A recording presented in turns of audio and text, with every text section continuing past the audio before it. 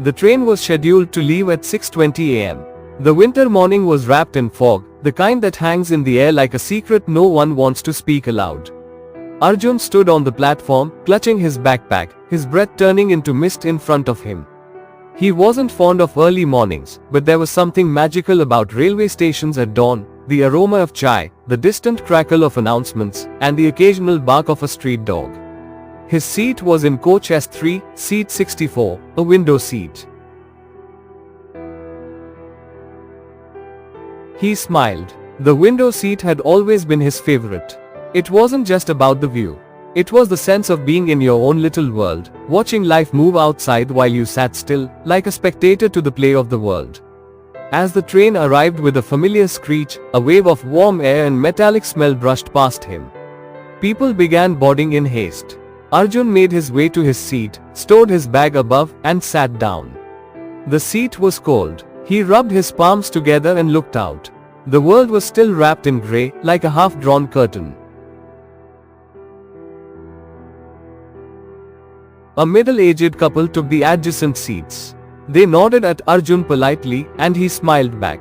Soon, the train jerked forward, slowly gathering rhythm like an old man stretching his limbs. With each clank of the track, the world began to move. The landscape changed quickly. City buildings gave way to slums, slums to open fields, and then there were just trees, fields, and the occasional farmer tending to his crops in the mist.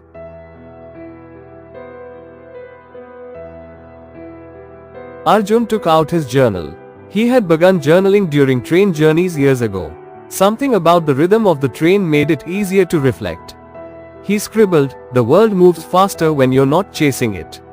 The sound of vendors passing by, chai, garam chai, brought him back. He bought a cup. It was lukewarm and overly sweet, but it felt like comfort in a cup.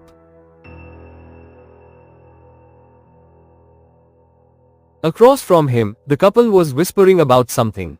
The wife had pulled out a tiffin box, and soon the mild aroma of parathas filled the compartment. She offered him one. "Beta, would you like to eat something? Homemade, no spice." Arjun hesitated, then accepted. "Thank you, auntie."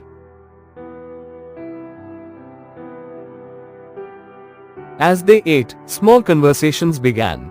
Where he was headed, what he did, how long the journey was. They spoke about how long train rides bring strangers together, sometimes better than years of living in the same neighborhood. He learned their names were Meena and Rajiv. They were traveling to visit their daughter in Pune, where she had just had a baby.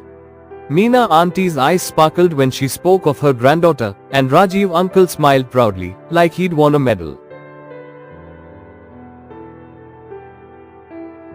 For a while, they talked, laughed, and shared stories.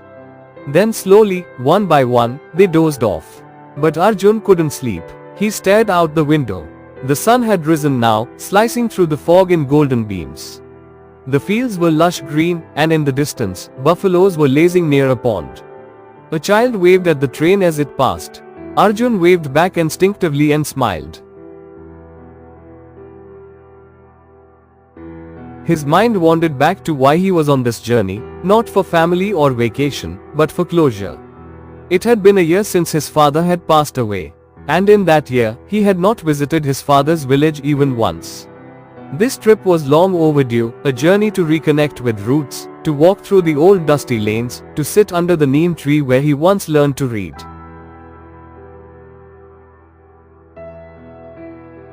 He remembered his father used to love train rides. Every summer, they'd travel together, sometimes in general compartments, sometimes in sleepers, never in air-conditioned ones. His father said, "If you sit in AC, you miss the smell of the real India." Arjun had laughed then, but now, he understood. He opened his bag and took out an old photo, him and his father on a train platform, laughing over a shared samosa. He had been 10 then. The memory hit him softly, like a breeze that carries a familiar scent.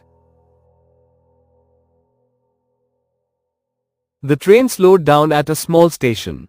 A few passengers got off. A group of children selling keychains and peanuts ran alongside the moving train for a while before disappearing behind. Meena auntie stirred in her seat. "Not sleeping?" "No, just thinking," Arjun replied. She looked at the photo in his hand but didn't say anything. Sometimes, silence offers more comfort than words. As the train picked up speed again, a sense of peace washed over him. This journey was healing him in ways he hadn't expected. The moving world outside, the kindness of strangers, the shared stories, everything was a gentle reminder that life moves on, no matter what. By late afternoon, the scenery had changed again. Hills began to appear in the distance. The air grew warmer, and sunlight now bathed the world in a golden hue.